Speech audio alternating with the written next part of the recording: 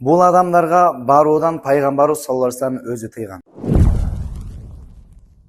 Шариаттагы дем салуу менен көз ачыктардын эң чоң айырмалары бар.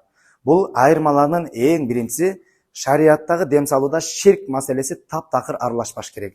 Бүгүнкү күндө ширкти аралаштырып, дем салып атканда ыкмаларды колдонгон, көз ачык же болбосо өзүнүн молдомун деп айткан адамдар көп.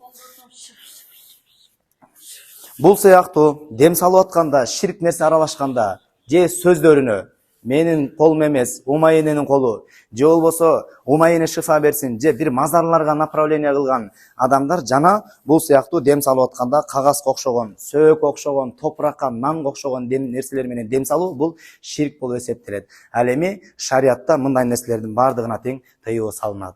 Экинчи ыкма, шариаттагы дем салууда эми байкай турган болсок, эң чоң айырма көз ачыктар менен. Бул шариатта Куран менен гана дем салыныш керек. Аллах Таалага ширк аралашпаган дуа менен жана Аллах Тааланын ысым сыфаттары менен дем салуу бул шариатка туура келет.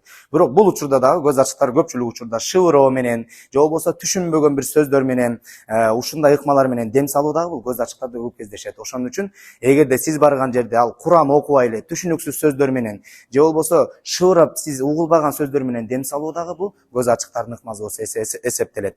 Андан кийинки дагы бир чоң айырма бул шариатыбызда дем салууда адамдардын денесине оор залака бере турган, зыян бере турган буюмдар менен дем салууга шариат тыюу салат. Бүгүнкү күндө мына ушул ыкманы колдонуп, балким көз ачык эмес, кээ бир молдолорубуз илимсиздиктен ушундай камчылар менен сабап, же болбосо булга окшогон бычактар менен текшерип чык эле чык деп дем салган, бул дагы шариатка туура келбейт. Пайгамбарыбыз саллаллаху алейхи вассалам бир хадисинде учтуу нерсени мусулман бир тууганга такоого периштелер каргыш айтат деп айткан да.